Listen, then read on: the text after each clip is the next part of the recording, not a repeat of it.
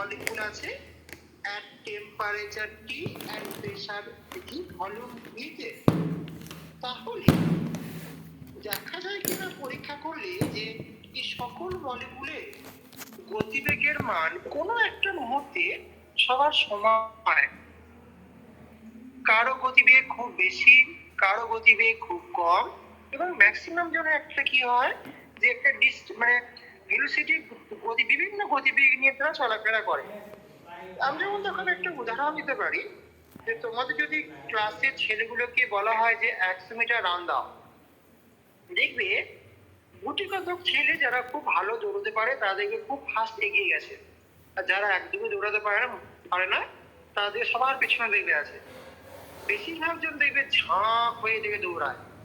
তোমরা খেয়াল করে দেখেছো কি যে পুকুরে যখন মাছের ঝাঁক থাকে তখন দেখবে সামনের দিকে দেখবে দু একজন থাকে, পিছনের দিকে দেখবে সবার শেষে দু একজন পড়ে গেছে, আর ম্যাক্সিমাম জন দেখবে ঝাঁক হয়ে দৌড়াচ্ছে। তার মানে কি নেচার থেকে বলে দেওয়া হয় যে কোনো একটা সিস্টেমে যে লার্জ নাম্বার অফ পার্টিকেলস বা মলিকুল বা স্পিসিস যদি থাকে সেখানে কিন্তু সবার গতিবেগ বা এনার্জির মান সমান থাকে না। আমি যদি কনসিডার করি এখানে এই গ্যাসিয়াস সিস্টেমে আমি এরকম একটা যে 5 সেমি পার সেকেন্ড থেকে 5 প্লাস 0.01 মানে কি যে 5.01 সেমি পার সেকেন্ড এই গতিবেগের মধ্যে মানে এই রেঞ্জের মধ্যে কতগুলো মলিকুল তুমি বার করো, মানে একটা স্মল ভেলোসিটি রেঞ্জের মধ্যে how many number of molecules present সেটা আমরা এই বার করতে পারি এই ম্যাক্সওয়েলের স্পিড ডিস্ট্রিবিউশন ইকুয়েশন থেকে। ঠিক আছে, কিভাবে বার করবো বা কত সংখ্যক মলিকুলের গতিবেগ এই রেঞ্জের মধ্যে পড়ে সেইটা আমরা এবার স্টাডি করতে চলেছি। তাহলে আমি কি কথাগুলো বললাম, আমি এরকম বলছি কি যে at a particular temperature for any gaseous system, কোন একটা গ্যাসিয়াস সিস্টেমে আমরা কি দেখতে পাই যে for any gaseous system all the molecule, প্রত্যেকটা মলিকুলের কিন্তু গতিবেগের মান সমান নয়। all the molecules have not same speed, তাদের গতিবেগের মান কিন্তু কোনো একটা মুহূর্তে প্রত্যেকটা সমান নয়। কি আছে, একটা ডিস্ট্রিবিউশন আছে ভেলোসিটি বা গতিবেগের। কি there will have a distribution, there will have a distribution of speed among the molecule, মলিকুলগুলোর মধ্যে একটা গতিবেগের দেখো ডিস্ট্রিবিউশন থাকে among the molecules। তাহলে আমি যদি একটা এখন খুব ক্ষুদ্র বিস্তার ধরি যে এত থেকে এত পর্যন্ত গতিবেগের মধ্যে কতগুলো মলিকুল আছে সেইটা আমরা কিভাবে বার করবো। So how many number of molecule, how many number তোমার যে বলা হয়, দেখো না তোমাদের ক্লাসে ধরো 100 জন স্টুডেন্ট আছে, তোমাদের ম্যাথ পরীক্ষা নিয়েছি, ধরো কেমিস্ট্রি আমি পরীক্ষা নিয়েছি, সেখানে দেখলাম কি যে সবাই ম্যাথ নাম্বার 1 পেল না, দু একজন দেখবে খুব ভালো নাম্বার পেয়েছে, আবার দেখবে দু একজন দেখবে খুব বাজে নাম্বার পেয়েছে।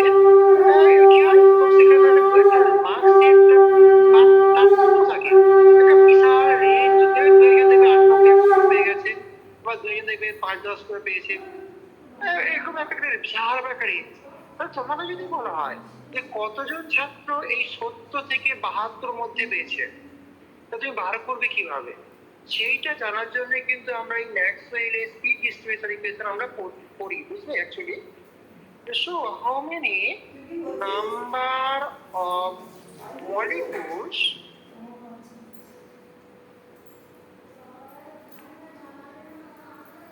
so how many number of molecules present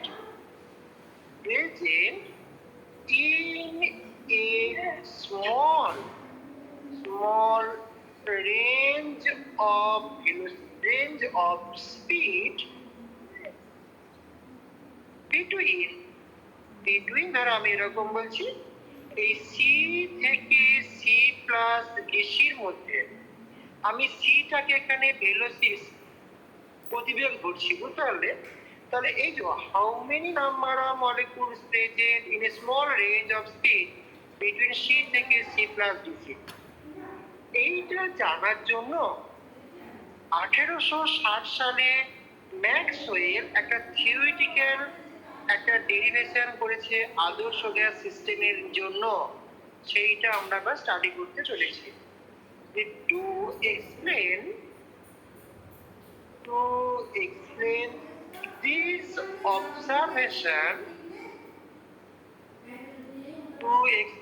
this observation in 1860 Maxwell, I am physicist, Maxwell proposed a theoretical derivation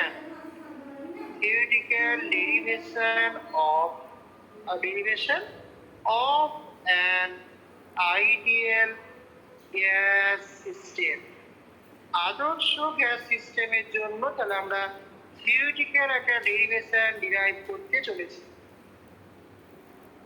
সবার ওকে? হ্যাঁ স্যার।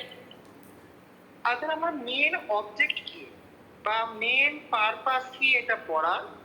মেন অবজেক্ট, আমার মেন পারপাস হচ্ছে আমরা একটা এক্সপ্রেশন ডিরাইভ করব যেখান থেকে আমরা কত সংখ্যক মলিকুল কোন একটা পার্টিকুলার ভেলোসিটি বা তার আশপাশে আছে, যেমন এই সি ভেলোসিটি আসতে পারে সি থেকে সি প্লাস ডিসির মধ্যে, সেইটা আমরা আমাদের মেন টার্গেট। তাহলে অবজেক্ট হচ্ছে derive an expression for the calculation of number of molecules present surround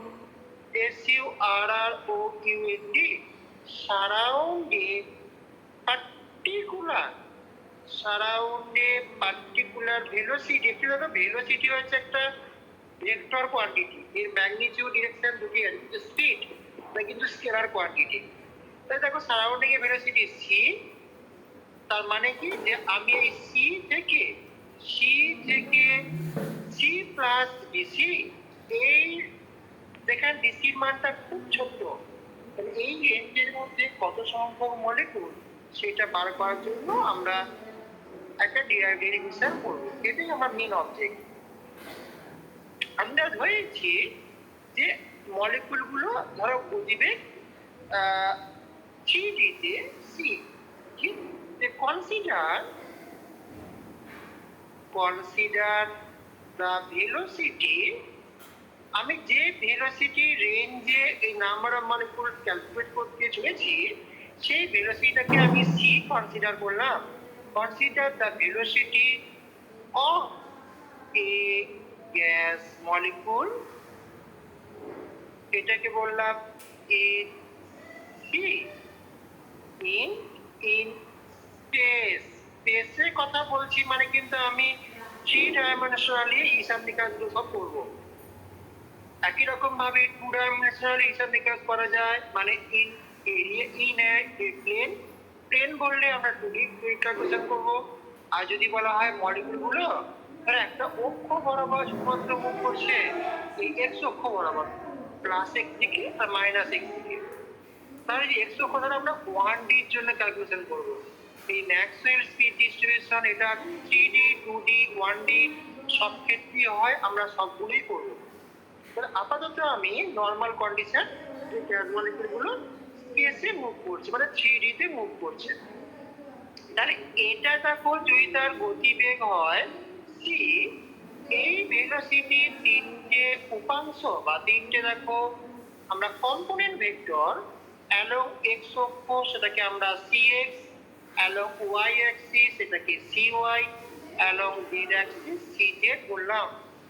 তাহলে এখান থেকে দেখো আমরা অতএব সি সমান কি i c x plus j c y plus k c z. তাহলে এখান থেকে বলো তো সি ডট ডট প্রোডাক্ট করলে কি পাবো সি স্কোয়ার, যার মানটা কত হয় C x square plus C Y square plus C Z square. এ পর্যন্ত ওকে ওকে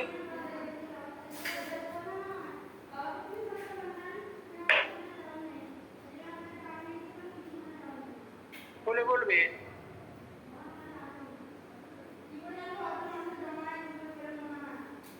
মানে অ্যাকচুয়ালি আমি এখানে ডট ওয়ার্ড করছি, করলে দেখো আমি এখান থেকে তাহলে কি পাবো যে সি স্কোয়ার সমান দেখো C x square C Y square আর সি জেড স্কোয়ার পাবো।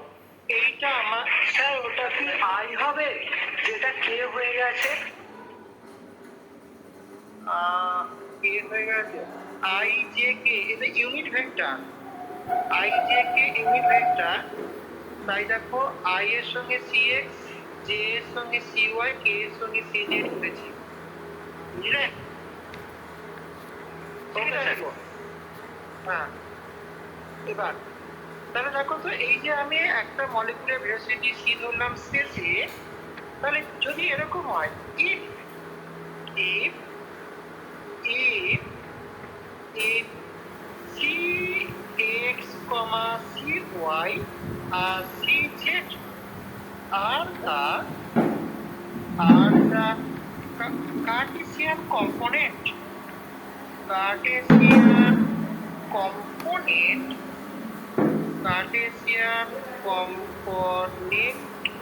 of velocity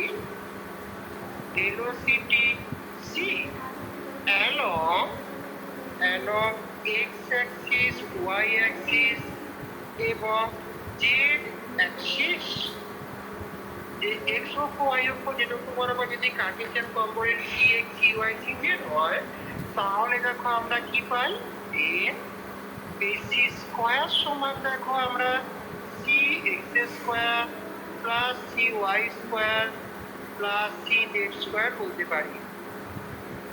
ঠিক আছে,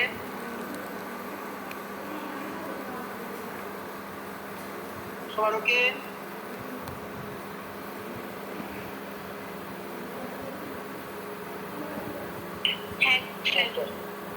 এবার দেখো আমি ধরে নিচ্ছি এই যে পাঁচে এন সংখ্যক মলিকুল আছে সিস্টেমের মধ্যে, এই এন সংখ্যক মলিকুলের মধ্যে এই ডিএন সিএক্স সংখ্যক মলিকুলে শুধুমাত্র এখন এক্স কম্পোনেন্ট ভেলোসিটি আছে এই সিএক্স থেকে সিএক্স প্লাস ডিসিএক্স এর মধ্যে।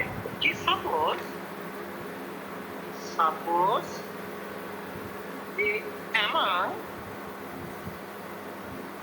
n নাম্বার অফ মলিকুল, এই n সংখ্যক মলিকুলের মধ্যে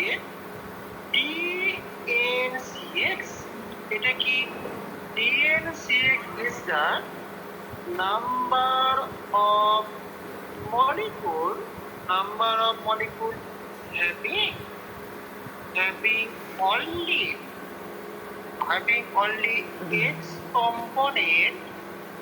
having only x component of velocity এই between এই cx থেকে cx plus dcx এর মধ্যে। তার মানে কি যে ওই n সংখ্যক মলিকুলের মধ্যে ধরে নিচ্ছি কি ওই DNCX সংখ্যক মলিকুল শুধুমাত্র x অক্ষ বরাবর যাতায়াত করছে, মানে ওয়ান ডাইমেনশনাল মোশন করছে। কোন ভেলোসিটির মধ্যে cx থেকে cx প্লাস dcx এর মধ্যে, মানে খুব ক্ষুদ্র রেঞ্জের মধ্যে এই DNCX সংখ্যক মলিকুলে শুধুমাত্র একটা কম্পোনেন্ট অফ ভেলোসিটি তার আছে, মানে একটা অক্ষ বরাবর মুভ করছে। তাহলে বলো তো তাহলে এইরকম পার্টিকেলের সম্ভাবনা কত হবে? তবে দেখো, আমরা সম্ভাবনা বা প্রবাবিলিটি যদি বলি, তাহলে n সংখ্যক মলিকুলের মধ্যে DNCX সংখ্যক মলিকুল দেখো এই কম্পোনেন্ট ভেলোসিটি আছে। তার সম্ভাবনা কত? দেখো, আমরা একটা পয়েন্টকে নিয়ে যদি টস করি, তার মোট দুটো ইভেন্ট হয়, একটা হেড পড়া, একটা টেল পড়া। দুটোই যদি ইকুয়ালি প্রবাবল, দুটো যদি সমান সম্ভাবনাময়, তাহলে দেখো হেড পড়া প্রবাবিলিটি আমরা 1/2 বলি। মানে হেডের ইভেন্ট হচ্ছে 1 আর টোটাল ইভেন্ট 2। তাহলে একটা দেখো অনুপাত করলাম। এখানেও ঠিক সিমিলারলি n সংখ্যক মলিকুলের মধ্যে এই DNCX সংখ্যক মলিকুলের x কম্পোনেন্ট ভেলোসিটি থাকলে এটা প্রবাবিলিটি আমরা বলতে পারি DNCX বাই n, মানে মোট মলিকুল সংখ্যা দিয়ে ভাগ করি, তখন আমরা প্রবাবিলিটি পাবো। তাহলে এখান থেকে দেখো এটা লেখা যায় শো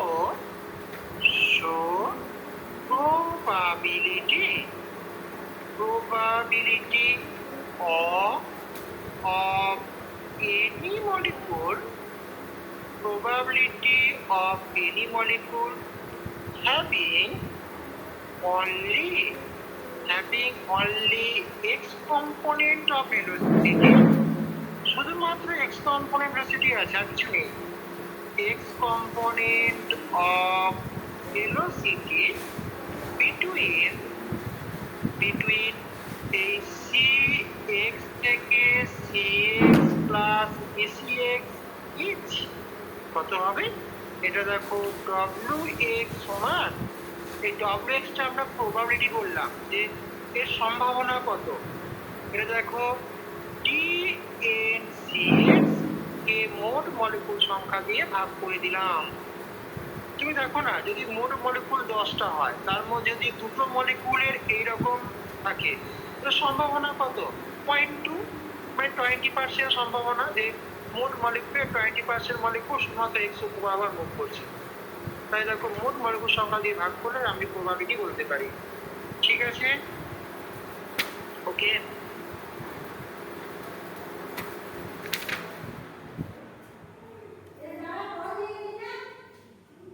বলবে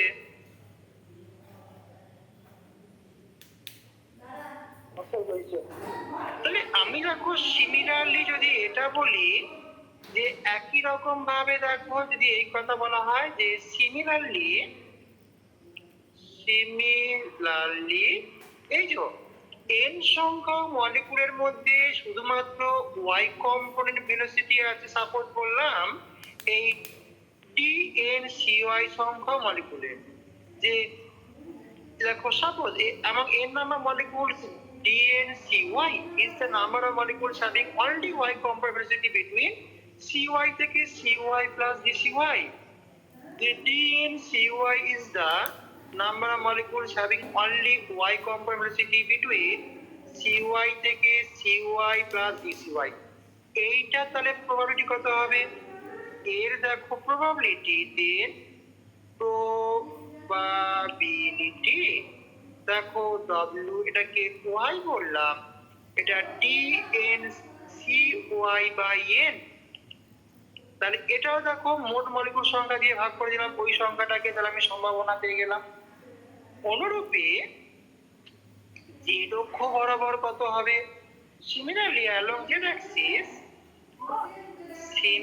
আমি আর কথা লিখছি না, আগে বলে দিচ্ছি। সিমিলারলি অ্যালং z অ্যাক্সিস কি হয়? between range এই CZ to CZ plus DCZ each, এটা দেখো আমরা WZ সমান DNCZ বাই n, মানে মোট মলিকুল সংখ্যাকেও দেখো এখানে দিয়ে ভাগ করে দিলাম, তাহলে দেখো আমরা কত প্রবাবিলিটি কত, সম্ভাবনা কত পাবো। এগুলো প্রত্যেকটা কি দেখো শুধুমাত্র only one component of velocity আছে বলে দেখো আমি ডব্লিউ লিখে ব্র্যাকেটে এ বা ওয়াই বা দেখো জেটাকে দিয়েছি। ঠিক আছে, বলবে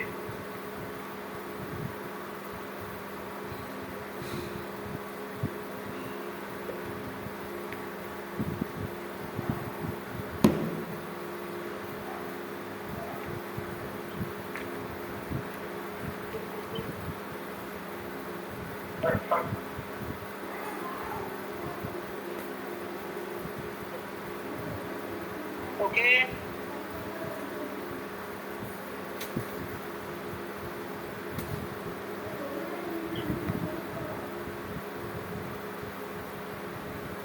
হ্যাঁ স্যার। এবার ম্যাক্সওয়েল বলছে কি বলতো, ম্যাক্সওয়েল বলছে এই যে প্রবাবিলিটি আমরা বার করছি WX হোক বা WY বা WZ হোক, এটা কোন কোন ফ্যাক্টরের উপর ডিপেন্ড করে।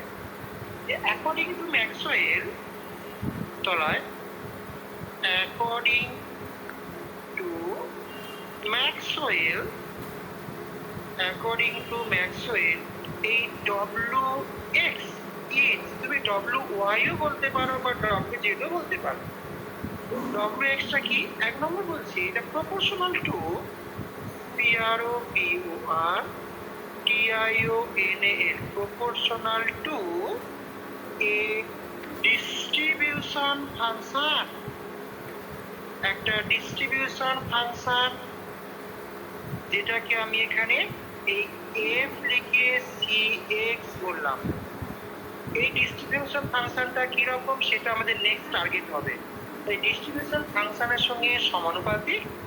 আর একটা ফ্যাক্টর বলছে proportional to the range of velocity. যত তুমি রেঞ্জ বাড়াবে তত মলিকুলের সংখ্যা বাড়বে, তাহলে প্রবাবিলিটিও দেখো বাড়বে। তারপর আমি যদি বলি যে 70 থেকে 72 কতজন স্টুডেন্ট পেয়েছো, যে সংখ্যাটা আমি পাবো, আর যদি বলি 70 থেকে 75 মধ্যে কতজন পেয়েছো, তবে সংখ্যাটা আরো বাড়বে। তাই রেঞ্জের উপর ডিপেন্ড করে, রেঞ্জের সঙ্গে সমানুপাতিক হয়। Proportional to the range of velocity, range of velocity, যেটাকে আমি দেখো DCX দিয়ে মার্ক করেছি। তাহলে ম্যাক্সওয়েলের কথা অনুযায়ী এই W সমান এটা FCX ইনটু DCX। তুমি বলতে পারো যে এখানে প্রপোর্শনালিটি যে ছিল, যে প্রপোর্শনালটাকে সরিয়ে প্রপোর্শনালিটি কনস্ট্যান্ট নিয়ে এসেছি, সেই কনস্ট্যান্টটাকে আমি FCX এর সঙ্গে ইনক্লুড করে দিয়েছি। মানে FCX টার অ্যাকচুয়াল ফিগার কিরকম তোমরা জানা নেই এখনো পর্যন্ত, তাই ওর মধ্যে ইনক্লুড করে দিয়ে আমি এটাকে সমান চিহ্ন করে দিলাম। তো এখানে বলতে পারি যে proportionality TIONAL, proportionality constant, proportionality constant, এটা is included in FCX, F6 সঙ্গে আমি দেখো ইনপুট করে দিলাম। তাহলে আমাকে এইটা আপাতত মনে রাখতে হবে, আমার নেক্সট টার্গেট এটা হবে যে FCX টা কত আমি বার করব। এ পর্যন্ত হলে বলো।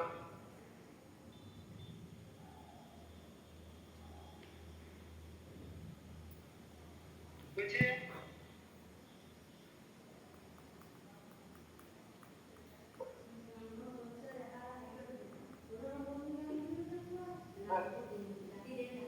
এখন পর্যন্ত দেখো শুধুমাত্র একটা কম্পোনেন্ট অফ ভেলোসিটি নিয়ে বলছিলাম, যে শুধুমাত্র x অক্ষ বরাবর বা শুধু y না শুধু z বরাবর। এবার ধরো বলছি মলিকুলগুলো একটা প্লেন বরাবর মুভ করছে, তারপরে xy প্লেনে মুভ করছে, মানে টু কম্পোনেন্ট অফ ভেলোসিটি একই সঙ্গে আছে।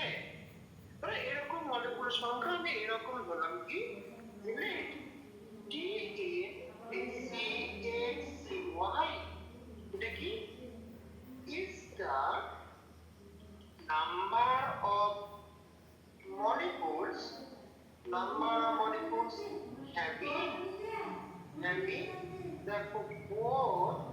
having both x and y, x and y component of velocity, x and y component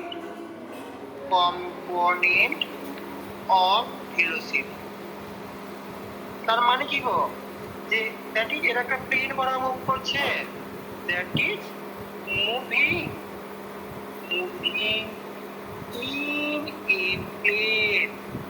কারণ আমি এখানে টু ডাইমেনশনের কথা কিন্তু বলছি, টু ডাইমেনশন। তাহলে ধরো বললাম let dnCxCy is the number of molecules having both x to compound velocity between এটা between a cx to cx plus dcx and এবং cy to cy plus dcy। তাহলে এখানেও প্রবাবিলিটি কত হবে? সো প্রবাবিলিটি এটা দেখো আমি wxy লিখলাম, একই সাথে দুটো কম্পোনেন্ট অফ ভেলোসিটি আছে বলে এদিকে দেখো আমি dnCxCy বাই n করলাম। তাহলে এটা 2D এর জন্য হিসাব নিকাশ করলাম।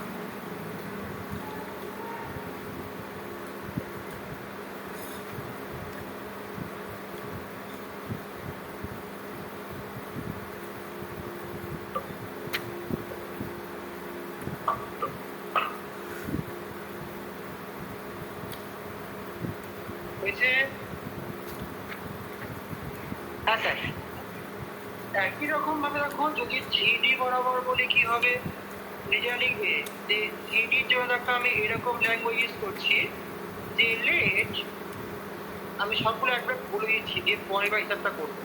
লেট দেখো এখানে আমি dnCxCy cz লিখে দিলাম, যে late dnCxCy cz is the number of molecules having কি all x, y and having all x, y and z component of velocity, that is moving in a space,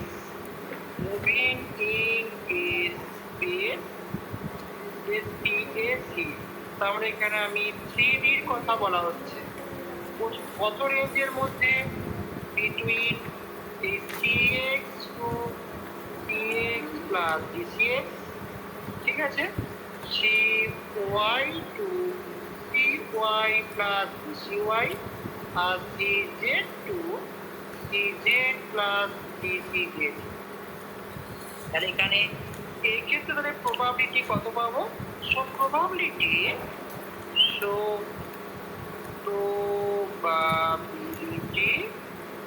এটাকে দেখো w আমি x y z বললাম, যেহেতু তিনটে component velocity একসাথেই আছে, এটা কত হবে? দেখো আমরা এই dnCxCy cz বাই n করব, মানে একটা হলে দেখো আর বাকিগুলো দেখো সব অটোমেটিক্যালি বলতে পারছি। ওকে, লিখে নাও।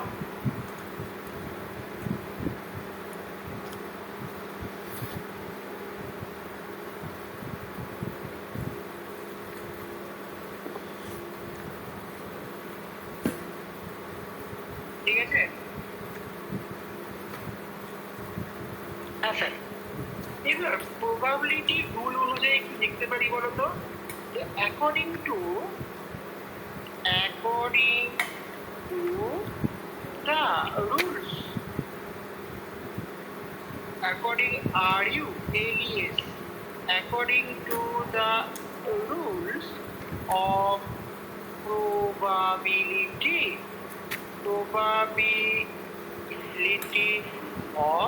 of simultaneous event,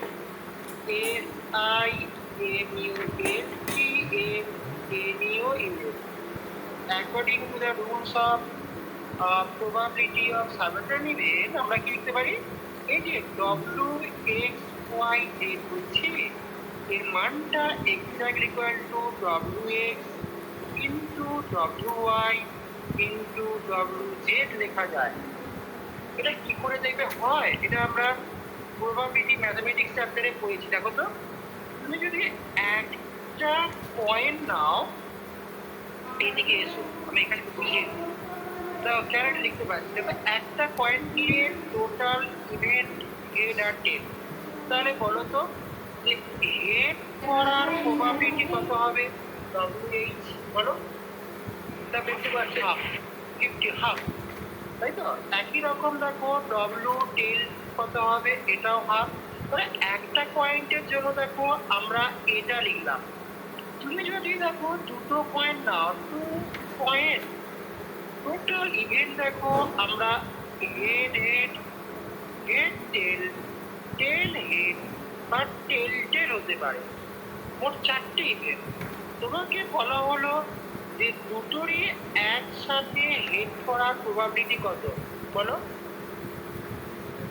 কত হবে? 4টের মধ্যে 1-4 বলবো, তাই তো নাকি? এই 1-4টা কি দেখো আমি WH আর একটা WH এর প্রোডাক্ট বলতে পারি। হাফ ইন্টু হাফ করে দেখো 1-4 পাই। তার মানে কি দুটো পয়েন্টকে নিয়ে একসাথে টস করলে দুটোরই হেড করার প্রবাবিলিটি আমরা ইন্ডিভিজুয়াল একটা পয়েন্টকে নিয়ে টস করলে হেড করার প্রবাবিলিটি যা হয় দেখো, তারই দেখো আমি সেটাকে ডবল করবো।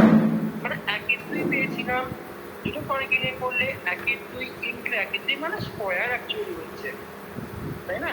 তাহলে সেটা 1-4 পেলাম। একই রকম ভাবে তুমি যদি 3টে পয়েন্ট নাও, 3টে পয়েন্ট নিয়েছো, মোট ইভেন্ট কি কি হয় দেখো। 1 নম্বর ইভেন্ট হচ্ছে দেখো 3টেই হেড হতে পারে। 2 নম্বর দেখো আমরা হেড হেড টেল, 3 নম্বর হেড টেল হেড, 4 নম্বর টেল হেড হেড, 5 নম্বর এবার দেখো দুটোকে টেল করলাম, হেড টেল টেল, 6 নম্বর টেল হেড টেল, 7 নম্বর দেখো আমি টেল টেল হেড, আর 8 নম্বর দেখো 3টেই টেল হতে পারে। তাহলে একই সাথে 3টে পয়েন্টের হেড করার প্রবাবিলিটি কত হবে? টোটাল ইভেন্ট দিয়ে ভাগ করতাম একই রাত। এটাকে কি আমি বলতে পারি দেখো ইন্ডিভিজুয়াল পয়েন্টগুলোর হেড করার প্রবাবিলিটি যা ছিল তার দেখো 2^3 দেখো হয়ে গেল, মানে 1-2 কিউব করলে একই রাত পাই। তাই দেখো আমরা এইটাকে দেখো এইভাবে দেখো লিখতে পেরেছি। এটাই হচ্ছে সাইমেন্টিয়াস ইভেন্টের রুল। ম্যাথামেটিক্সে এই রুলটা ইউজ করা হয়। তাহলে কেন দেখো একই রকম ভাবে আমরা WXY ডেটাকে আমরা WX into WY into WZ এইভাবে প্রকাশ করতে পারি। সবার ওকে?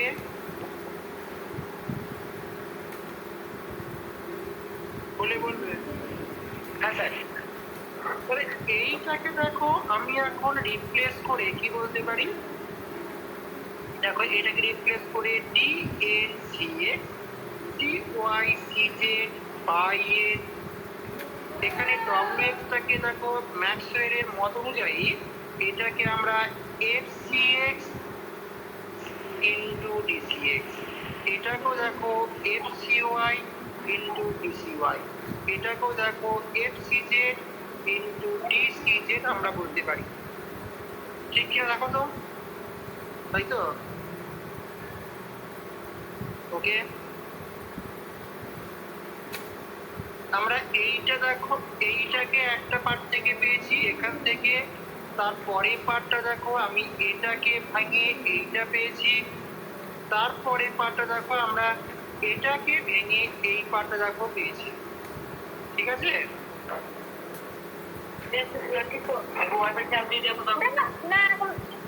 আর এইটার মাইক অফ করো দরকার নেই।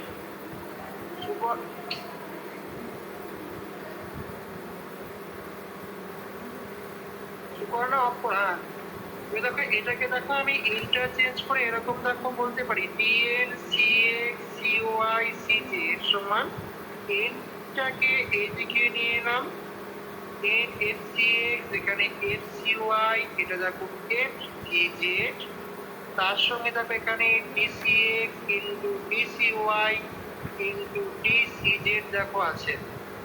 হবে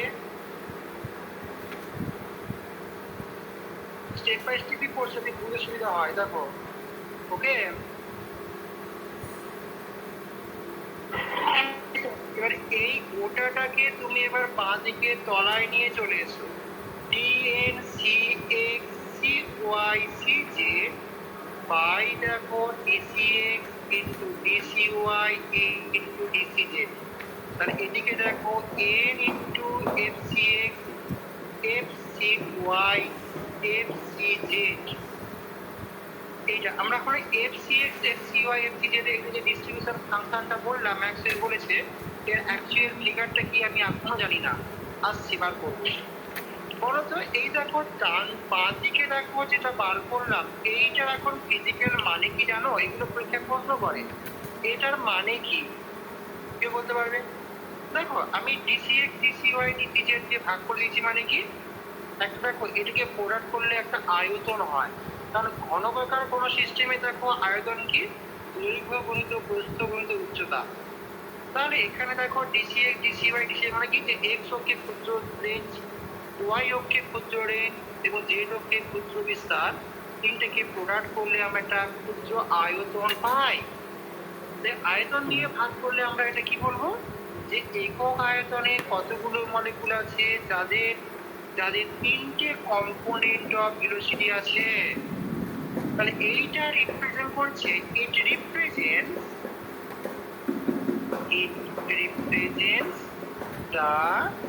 the number of molecules per unit volume, ঠিক আছে, having দেখো above restriction of velocity মানে কি, having all three component of velocity,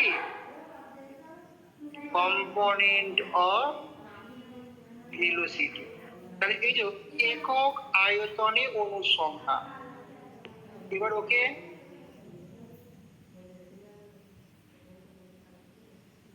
ঠিক আছে,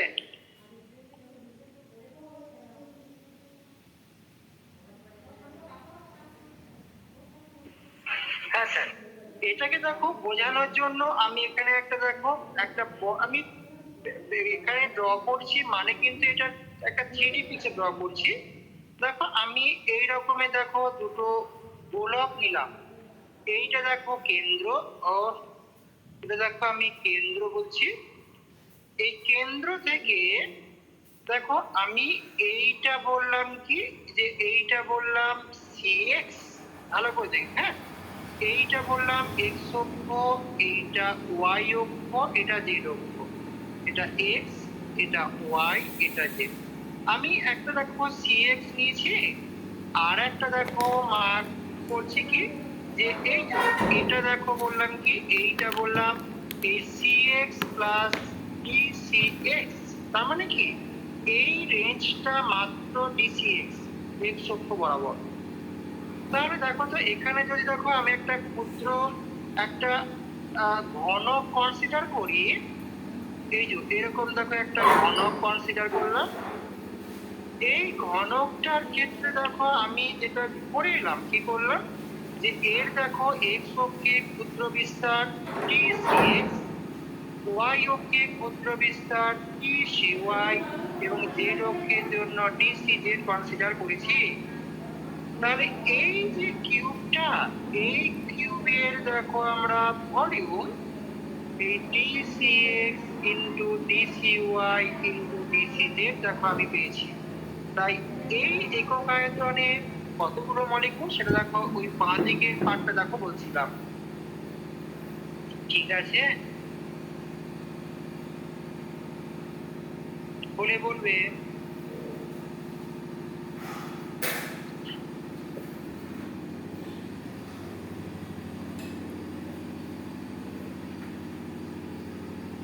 মানে আমি সিএক্স থেকে দেখো সিএক্স প্লাস ডিসিএক্স এই রেটে ধরলাম।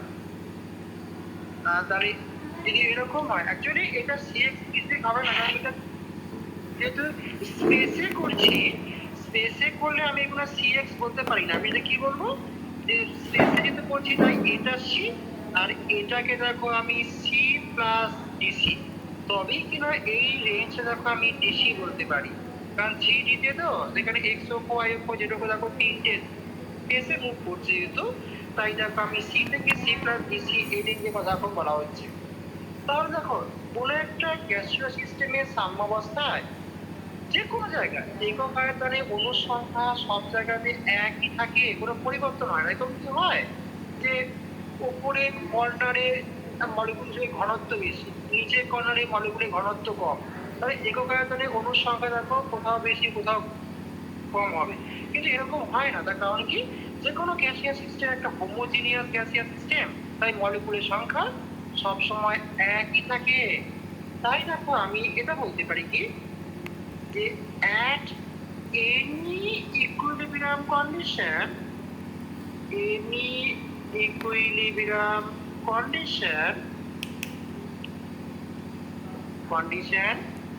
number of molecule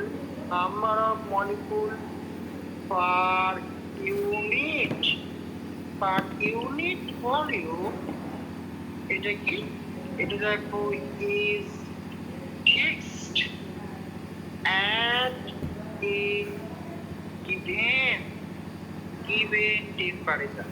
এই যে একক আয়তনে মলিকুল সংখ্যা ফিক্স থাকে হোমোজিনিয়াস বলে, তাই দেখো কি পাই, সো এই যে বাঁদিকে দেখো যেটা আমি লিখেছিলাম একক আয়তনে অণুর সংখ্যা, এটা যেহেতু ফিক্স কোয়ান্টিটির উপর আমি যদি ডিফারেন্সিয়েশন করি, এটাকে দেখো ডিফারেন্সিয়েশন করলে তার মানটা 0 পাওয়া যাবে। তাহলে এটা যদি 0 হয় তাহলে ওই সমীকরণ অনুযায়ী আমরা দেখো ডি কাকে করবো গো, এই গোটা পার্টটাকে তুমি ডিফারেন্সিয়েশন করলেও দেখো সে আমরা 0ই পাবো। তাহলে ডি অফ দিস এইটাকে আমি থার্ড ব্র্যাকেট দিয়ে লিখি, এটাকেও দেখো ডিফারেন্সিয়েশন করলে 0 হবে। কিন্তু এখানে দেখো এই গ্যাসীয় সিস্টেমের মোট মলিকুল সংখ্যা এনটা কখনো 0 নয়, এটা নট ইকুয়াল টু 0। তাহলে অবশ্যই D of HCX into HCY into HCZ এর মানটা দেখো অতি অবশ্যই 0। ঠিক আছে, এটাকে ডিফারেন্সিয়েশন করো, এটাকে দেখো ডিফারেন্সিয়েশন করলে আমি দেখো এখানে কিউ ভি জে দেখো একটা এক্স অক্ষ বরাবর প্রত্যেকটা দেখো, আর তাহলে ডিফারেন্সিয়েশন করার সময় কি হবে যে এক দুটোকে ফিক্স থেকে একটা সাপেক্ষে ডিফারেন্সিয়েশন করব। প্রথমে দেখো আমি এই যে এফ সি এক্স টাকে ডিফারেন্সিয়েশন করলাম, তাহলে এফ প্রাইম সি এক্স এই দুটোকে ফিক্স রাখলাম f C Y F C z into dcx, আবার এফ সি এক্স টাকেও ফিক্স রাখলাম, এফ সি ওয়াই এর উপর ডিফারেন্সিয়েশন করলাম, এটা দেখো ডিসি ওয়াই হলো, আবার এফ সি এক্স ফিক্স রইলো, সি ওয়াইটা ফিক্স রইলো, জেড এর উপর ডিফারেন্সিয়েশন করলাম, এটা সি জেড, এটাও দেখো 0। তাহলে আমি প্রথমে এক্স এর রেসপেক্টে, তারপরে ওয়াই এর রেসপেক্টে, তারপর জেড এর রেসপেক্টে ডিফারেন্সিয়েশন করা হয়েছে।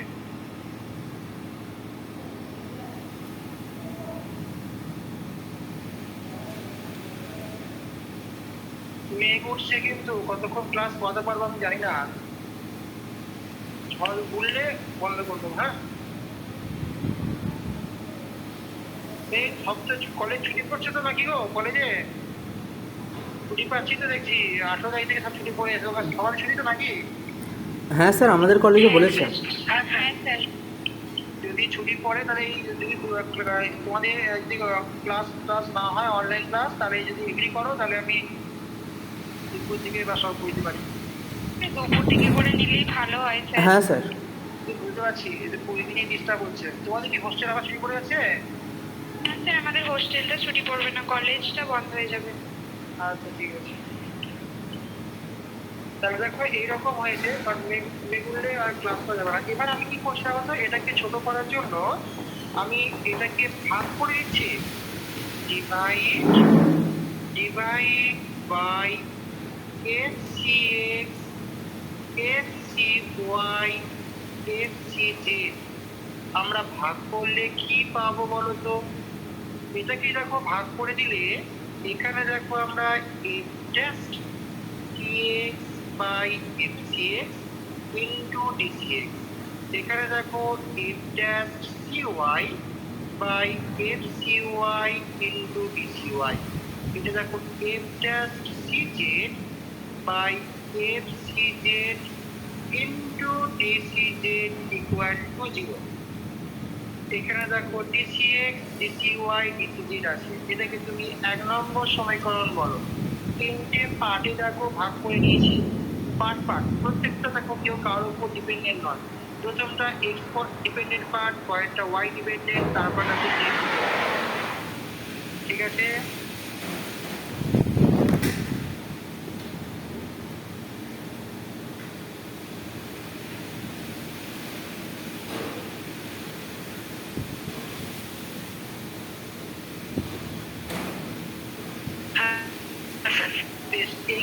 আবার দেখি বাইরে দেখো আমরা একটু আগে দেখেছিলাম কি সি স্কোয়ার সমান দেখো C x square plus C Y square plus C Z square. তাহলে এখানেও দেখো কোনো একটা পার্টিকুলার ভেলোসিটিতে এই সি স্কোয়ার যেহেতু ফিক্স, তার এর উপর ডিফারেন্সিয়েশন করলেও আমি 0 পাবো। সো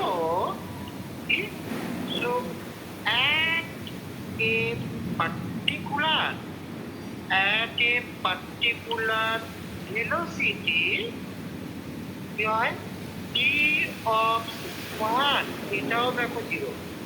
তাহলে এখান থেকে দেখো t of cx square cy square cz square এইটাও দেখো 0। তাহলে এখান থেকে অন দেখো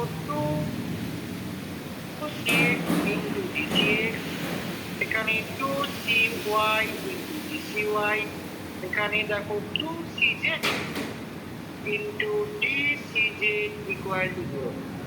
দুইগুলোকে ক্যান্সেল আউট করে দাও, তাহলে cx ইন্টু dcx, এটা cy ইন্টু dcy, এটা cz into dcz equal to 0। এটা 2 নম্বর সমীকরণ। এবার 1 নম্বর আর 2 নম্বরকে দেখো, এখানেও দেখো আমরা একটা ডিসি এক্স ডিপেন্ডেন্ট পার্ট, একটা ওয়াই ডিপেন্ডেন্ট, একটা জেড ডিপেন্ডেন্ট, এই 1 আর 2 কে এবার আমরা অ্যাড করব ল্যাগ্রাঞ্জ মেথড অনুযায়ী। বলবে করবো, হ্যাঁ স্যার আমাদের এদিকে প্রচন্ড কাজ করছে।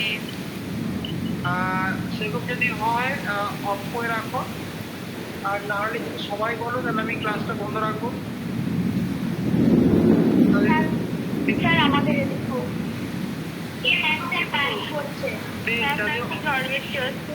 যাদের অসুবিধা তারা চলে যাও, আমি তাহলে কটার সময় দেখি। সুস্মিতাদেরকে বলছি কাটোয়া কলেজে, তোমাদের কি কলেজে ক্লাস নেবে বলেছে, অনলাইন ক্লাস? হ্যাঁ স্যার নেবে আমাদেরও। এই তো অনলাইন ক্লাস নিয়ে তো মুশকিল না, আমি কি আর করবো, তোমাদের কমান্ডটাই খারাপ। তোমাদের দিনই প্রবলেম, অন্যান্য দিনগুলো তো করতে যায়।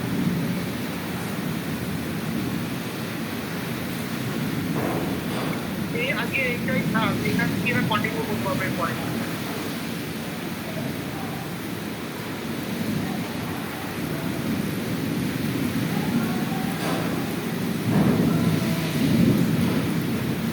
এই চলো ঠান্ডা দিন সামনে উঠে যাও, তো কোথাও বিশাল উঠছে। হ্যাঁ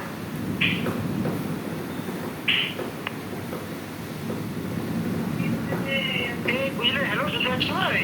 হ্যালো বলছি আজকে থাক, আর এখানেও একই অবস্থা থাক। আমি তোমাদের সোমবার সন্ধ্যাবেলা ক্লাস নেবো, এরপর আর আমি এইটাকে কন্টিনিউ করবো, এই ক্লাসটাকে কন্টিনিউ করবো। এটা হয়ে গেল, শেষ তো করতে পারলাম না, অনেকটাই বাকি আছে।